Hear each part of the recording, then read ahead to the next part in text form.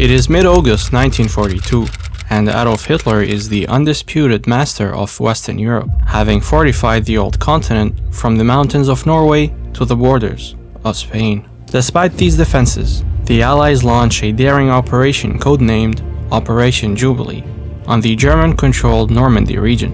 Spearheaded by 5,000 Canadian troops, the Canadian, British, and American allies land on 6 separate beaches off the Norman town of Dieppe in northern France on the dawn of the 19th of August, 1942, in what would infamously become known as the Dieppe Raid or the failed D-Day. In less than 6 hours, this invasion force would be massacred, suffering more than 3,000 casualties at the hands of well-entrenched German defenders. This disaster off the Norman cliffs begs the question: was the Dieppe Raid purely to relieve the pressure of the Soviet Union by harassing German defenses, as is the general historical take, or is there more to this seemingly suicidal operation than we know about? This is the historiographer, and in this video, we will explore the true history of the 1942 Dieppe Raid by entirely uncovering the raid's history and its many objectives, of which was a lesser-known secret mission to capture a new, top-secret, 4-ring German Enigma machine. By August of 1942, Nazi Germany was at war with the Western Allies, including the British Empire, its dependencies, and the United States, with the Atlantic U-boat hunting operations, also known as the Battle of the Atlantic, in full swing. Western Europe was firmly under Nazi control, with fortifications spanning from the coast of Norway to the borders of Spain, firmly guarding the Reich against any potential Western Allied sea invasion. As for Eastern Europe, it was a land ablaze, as the Third Reich was fiercely dueling against the Soviet Union in the east in a horrific meat grinder. With the main attention of the Führer laying east, a distressed Joseph Stalin was urging the Allies to open a second front against the Nazi war machine.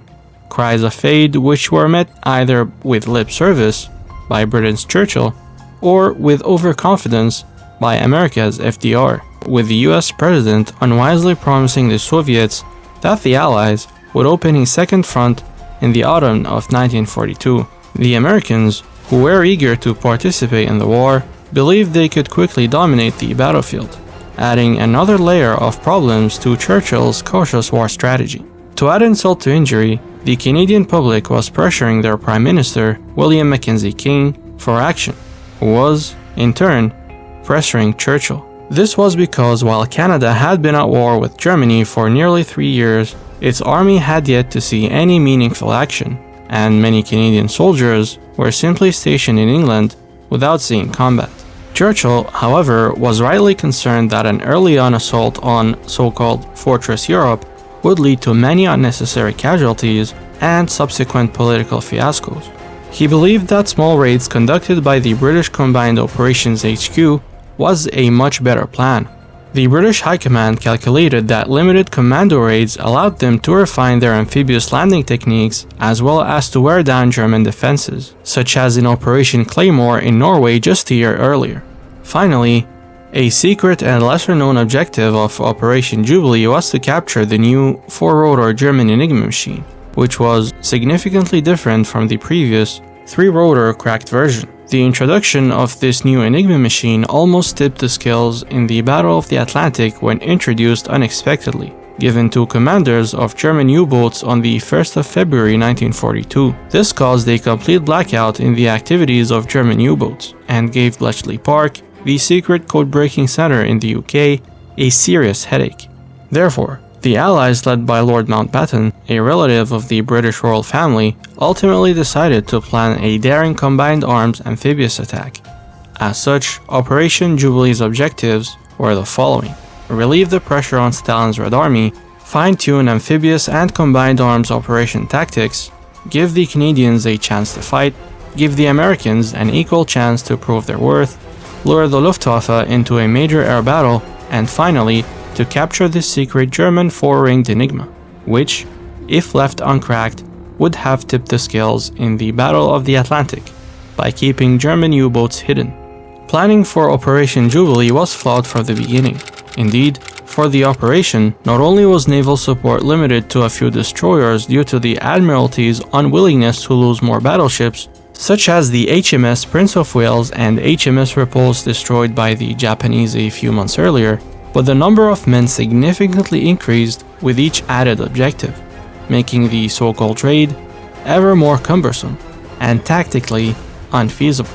The Dieppe Raid's initial plan was to start as a night operation with 500 men targeting an Atlantic wall gun emplacement. The plan was simple, an in and out raid before daylight with minimal problems. But as the objectives grew, including the literal capture of the port of Dieppe, the attack required more manpower, leading to the inclusion of 5,000 soldiers from the Canadian 2nd Division. In conjunction with this plan was the top-secret operation to snatch the new 4-ringed Enigma machine, which was stored in Dieppe's Hotel Moderne. The idea was that while British and Canadian troops staged a frontal assault on the port, a group of 5 German Sudeten Jewish refugees, trained and armed by the British, would break into a hotel used by Nazi military commanders and steal both the Enigma machine and the codebooks that enabled the Germans to send encrypted military communications across Europe. Yet, during planning, several critical issues arose. For example, training 5,000 men for a naval landing was extremely challenging. While the American and British commandos had extensive preparation, the Canadians had limited training time. Further, due to meteorological issues in the English Channel, the raid was switched to a daylight operation, meaning losing the advantage of darkness. There was also a last-minute cancellation of bomber support due to fears that rubble would obstruct tank movements. An enraged Lord Mountbatten, learning of this just days before the raid, ran to the Admiralty and unsuccessfully sought additional naval support, which was denied due to previous losses to the Japanese. Lastly, the 5 Sudeten German Jewish commandos, whose mission was to capture the new Enigma machine, had questionable loyalties, even being interned by the British during their arrival in 1940. While the Lord and others realized the operation's precarious nature, being too large for a raid but too small to sustain itself, no one wanted to voice concerns, in a complete disregard for the lives of the brave Canadians, who would, therefore, be unfortunately used as cannon fodder. Canada's military leadership endorsed and committed troops to the raid. This decision was influenced by Canadian soldiers in Britain eager for combat experience and public opinion in Canada pushing for involvement in the European theater.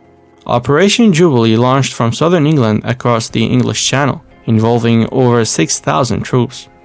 The majority were Canadians, accompanied by 1,000 British soldiers, and hundreds of air and naval personnel from Canada, Britain, and the United States. Major General J.H. Roberts led the 2nd Canadian Infantry Division, which formed the core of the Infantry Assault Force. Roberts' pre-raid assurance to his troops that the operation would be, quote, a piece of cake, would later become a source of regret. On August 19, 1942, at around 4 a.m., the Allied force of 273 ships and landing craft approached the French coast. Dieppe's shoreline, while relatively flat, was flanked by high chalky cliffs. German forces had fortified these cliffs with heavy guns as well as machine gun nests, overlooking the port and its beaches. The Canadian assault targeted 4 areas around Dieppe.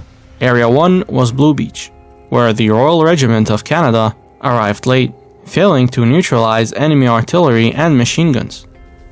Number 2, Green Beach. The South Saskatchewan Regiment landed on time and in darkness.